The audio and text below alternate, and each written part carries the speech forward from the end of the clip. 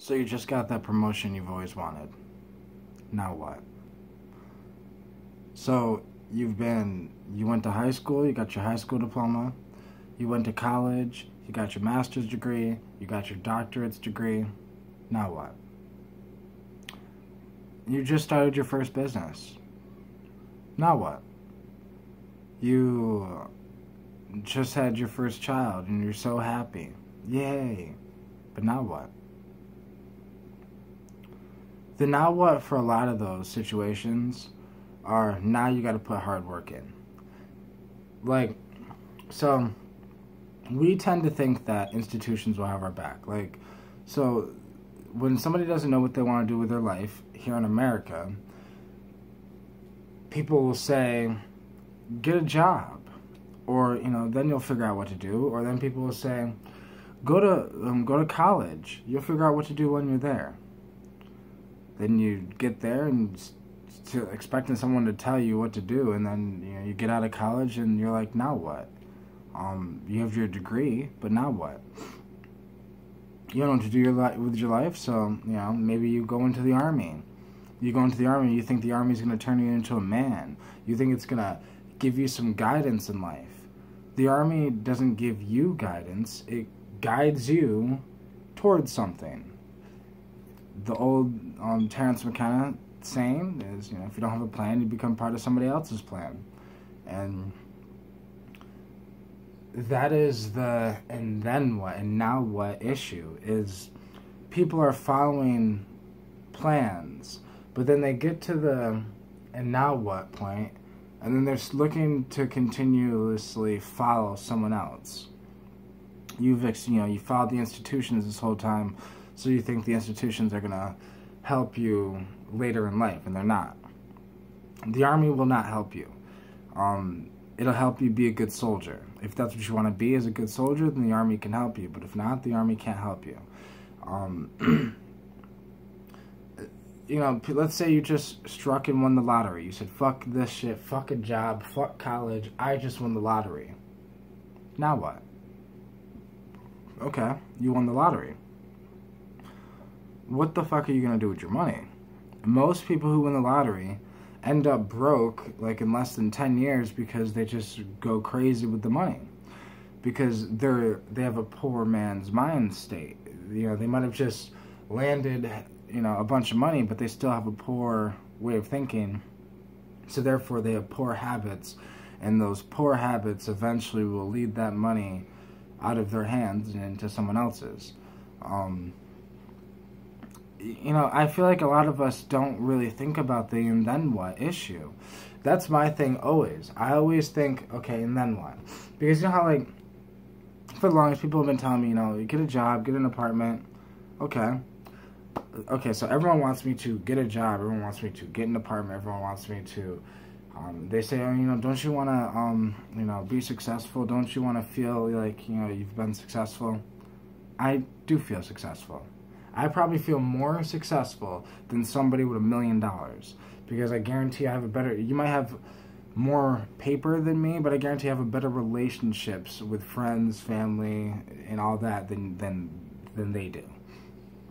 You show me you're rich on aspect, I'll show you you're broke as fuck on another aspect of life. But this is the thing though. It's because the and then what? And nobody thinks about the and then what. Everyone thinks, okay, get a job, get some money, get an apartment. Okay, then what? Then you could focus, then you could start chasing your dreams. Then I'm exhausted, I'm spending all my energy on something else. People aren't looking at this big-ass picture. They're looking at it short-term. They're so concerned with how they feel right now. People don't want to feel like shit. People want to feel comfortable. So people get houses, they get jobs, they work a job that they hate just so they can be comfortable. But is that really comfortability? Because you hate your job. And I hear people all the time say they hate their life because they hate their fucking job and they hate everything they're doing. And it's because they didn't think about the and then what. All they thought about was the issue that was right in front of them. That they couldn't even see the issues that they were going to face in the future. I like to look at the big picture, and the big picture is this. that our suffering that we feel today is not real. It's temporary, and it's not the only suffering we'll ever go through. So whatever pain you're feeling now, you're going to feel some more pain as life goes on. It's never going to go away. You can, think, you're going to win that $1 million and all the pain goes away. You're in a delusion. You think all your problems go away because you got $1 million, because you got a good job, because you got a house, because you got a car, because you got, because you can buy a jet. You think that your problems go away? No. You have the illusion that your problems have gone because your physical problems have gone, but all problems exist in the head. All suffering exists in the head. Everything exists in the head. So it doesn't matter how much bullshit you have out here in the external world, your internal world is probably really fucked up if you think that buying a jet means something. If you think buying a house on the beach means something, then your internal self is fucked up and probably miserable and depressed and lonely, and yeah. But, the same thing happens with people who join the army. People who join the army, they sit there and they think that things are going to get better once they get out, because they're going to be like, I did this, I did my thing, now I'm good. They get out, come to find out they're not good at all. It's hard to live a normal life now after you've just seen war. These and then whats are funny because nobody wants to look at the truth, which is all of our dreams are nightmares. Every last one of them. Every last one of them. You are chasing to be a famous rapper. You get your record deal. Now what? Now you work. Now you grind. Now you're in debt $1 million because you just got signed for $1 million contract, and you thought that meant that the record label was giving you $1 million. No, that means they're letting you borrow $1 million, and you got to make it back to them. People just don't see it, right? You finally made your big, debut in a movie. Yeah. Now what? Now the movie didn't do that good. You spent a lot of time and effort on it. You didn't even really get paid. You didn't even really get this. All this work basically for nothing. Now what? Now you gotta try another one. Your first business fails. Now what? Now you gotta try opening up another one, salvaging what you got, and opening up another one. Trying something new, trying something different. Continue moving, continue creating. You fuck up a song. You fuck up your painting that you've been working on for 10 years. Now what? Now you just work on another painting, or you use the fuck up as make it look like it was supposed to be there type shit. But what I'm saying is, to make this video, to end this video, all I'm saying here is to think out your things. Think out your problems, think out your life, think things out. Don't just sit there and think, don't think if you go to college everything's okay, or if you get your GED everything's fine, or if you get a house everything's fine, or if you win the lottery everything's fine, or if you have $1 million that everything's fine. No. You start a $1 million company, let's say you start a business, it starts bringing in millions of dollars, and now what? Now you have to figure out a way to keep this company alive. That's now what? We think it's not hard work because we judge the entrepreneurs and say, oh, they're not even really working hard. They don't even work. It's the employees that really do the hard work. No. Take any employee, put him in the CEO, chair. I guarantee most people would run the company into the ground because most employees don't know how to be a CEO, and most CEOs don't really like being employees.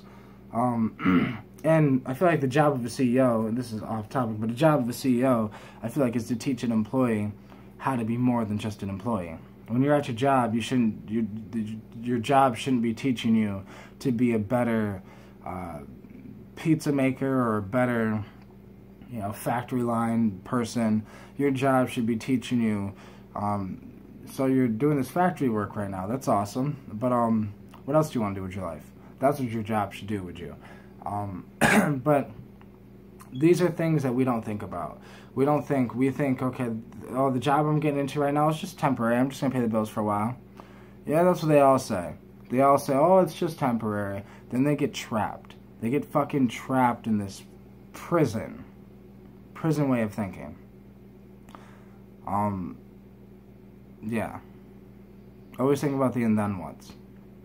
Because I try to think about and then what all the time. Like, I also think situations out. So, for example, I'm getting ready to move in this apartment, but it's like, I've been thinking about what happens if this shit doesn't fall, if it falls through. Because I've had about 4 apartments since I've been where I'm at, that I was about to move into, and they've all fallen through. So, I was like, I'm prepared if this one does, who gives a fuck, you know, and then what? I have like 10 and then what's ready, just in case. One of them is I'd get an actual job. I have a few ideas where I'm going to start. Most likely, I don't want to call it necessarily life coaching, but like something like that. Or I'm probably going to do like life coaching where it's like, where I have ideas like this and then what's, and where I'm more personal and real with people. Because when I make a video, it's in general. But like if I'm one-on-one with somebody, you know, like it'd be more personal and shit. And because people will be like, oh, you're 25, you know, you can't give life advice. You know, you haven't even lived. Oh yeah, I have an 8-year-old child. I've gone through so much. I've gone through a lot of pain, gone through hell, I've been to the bottom, but yeah, I've always had a smile on my face, so I can coach someone to be happy in a miserable fucking time. Use the darkness as motivation. Use these hard times as fuel to get to the good times. Things like that. But these are my and then whats. So I'm just to end the thing. Have an and then what. Always have and then what. Always think, okay, I'm about to get this college degree. Now what? Think 2 years after you get your degree. Think about what that's going to be like. Think 2 years after you win the lottery. What's that going to be like? Think 2 years after you have a child. What's that going to be like? Don't just look at the because all of these experiences, they give the illusion of pure bliss because they shoot dopamine and serotonin through your bloodstream when they happen. So you win the lottery, you feel like, oh my god, I won the fucking lottery, holy shit. You accomplish your dreams, you get $1 million record deal, like, oh my god, I did it. You know, you're distracted by a drug experience that you can't see what's actually really happening. So always remember the and then what. Don't get too distracted by dopamine. Thank you guys so much for watching.